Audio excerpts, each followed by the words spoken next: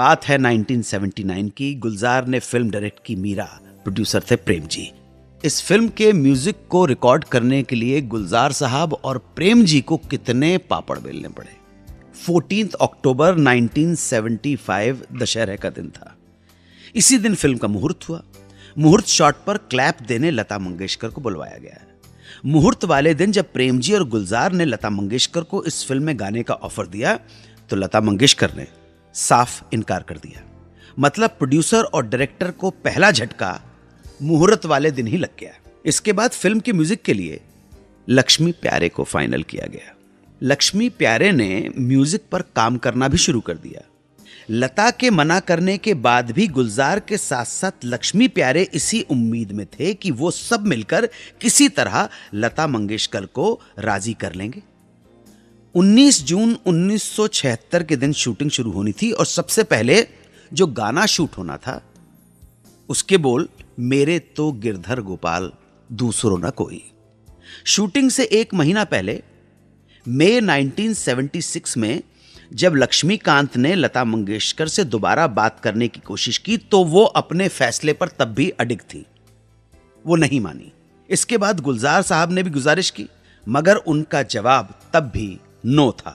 लता जी के मना करने की शायद वजह यह थी कि मीरा का एक भजन बेहतरीन कंपोजिशंस के साथ मार्केट में आ गया था, इसलिए उन्हें यह लगा कि मीरा फिल्म में गाना उचित नहीं होगा। इसलिए उन्होंने लक्ष्मी प्यारे से कहा कि देखो किसी और सिंगर को ले लो। इधर दूसरी गायिका की तलाश शुरू हुई तो उधर लता के मना करने की वजह से लक्ष्मी प्यारे भी फिल्म छोड़ गए। दूसरा झटका। शूटिंग की डेट नजदीक आ रही थी। गुलजार साहब की समझ में नहीं आ रहा था कि म्यूजिक के लिए किसे साइन करें। तभी उन्हें अपने दोस्त आर.डी. बर्मन की याद आई, मगर आर.डी. बर्मन ने यह कहते हुए रिफ्यूज कर दिया कि अगर लता मंगेशकर मीरा के गाने नहीं गाएंगी तो मैं फिल्म का म्यूजिक करके करूंगा क्या। तीसरा झटका। अब मरता क्या ना करता।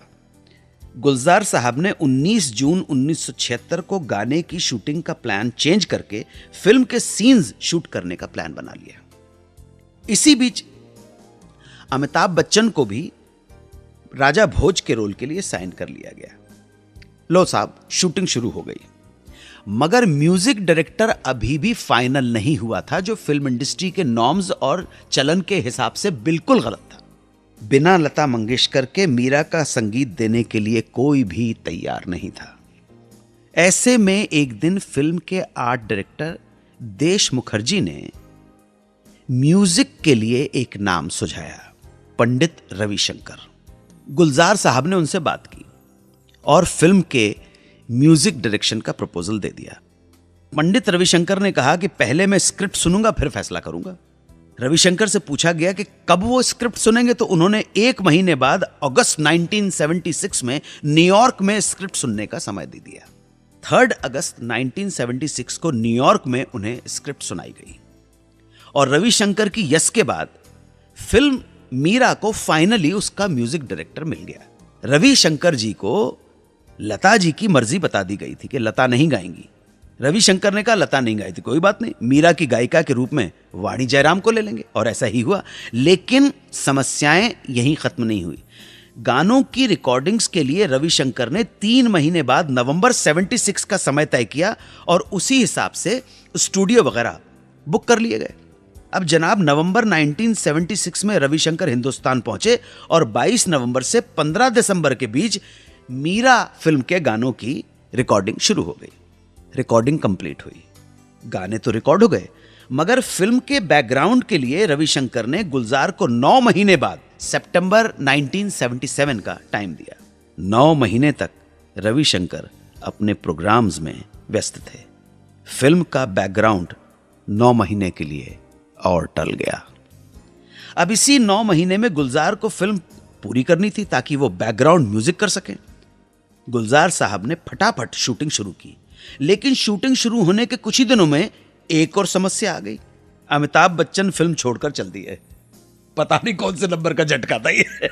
अब ऐसी हालत में गुलजार ने उनके रोल के लिए यानी राजा भोज के सीन्स छोड़कर 25 मई 1977 से वापस शूटिंग शुरू कर दी, लेकिन शूटिंग टाइम पर कंप्लीट नहीं हुई तो सितंबर में दी हुई रविशंकर की डेट्स निकल गई।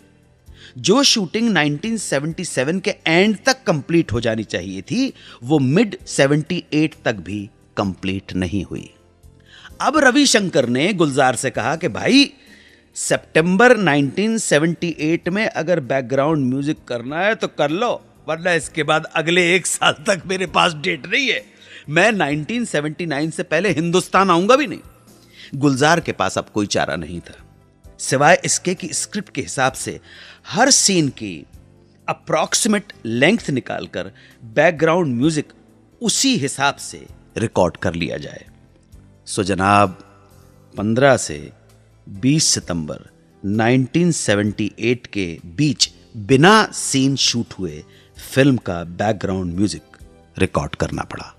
तो साहब इतनी जद्दोजहद के बाद मीरा का म्यूजिक रिकॉर्ड हुआ और लता के बिना जिस फिल्म का म्यूजिक लोग नहीं करना चाहते थे उसी के एक गाने को इत्तेफाक से फिल्म फेयर का अवार्ड भी मिल गया। गाया था वाणी जय। दिल ने फिर याद किया। इस सेगमेंट में हम याद करते हैं, श्रद्धांजलि देते हैं ऐसे कलाकारों को जिन्होंने हिंदी सिनेमा में अपना बहुमूल्य योगदान दिया मगर उन्हें उनका ड्यू क्रेडिट न मिल पाया। इस सेगमेंट में हम उन कलाकारों की भी बात करते हैं जिन्हें आज की पीढ़ी या तो भूलने लगी है या जानती ही नहीं है। इस श्रृंखला में आज बात करूंगा उस कलाकार की जिन पर ये यादगार गीत फिल्माया गया है। नन्हे मुन्ने बच्चे तेरी मुट्ठी में क्या है। नाम डेविड साहब। डेविड साहब के जीवन और फिल्मी करियर को याद करेंगे बस एक छोटे से ब्रेक के बाद। आप सुनते रहें सुहाना सफर विद अन्नू कपूर, सिर्फ 92.7 बिग एफएम पर। आप सुन रहे हैं रेडियो का number 1 show Suhana suffer with Annu Kapoor, सिर्फ 92.7 बिग एफएम पर।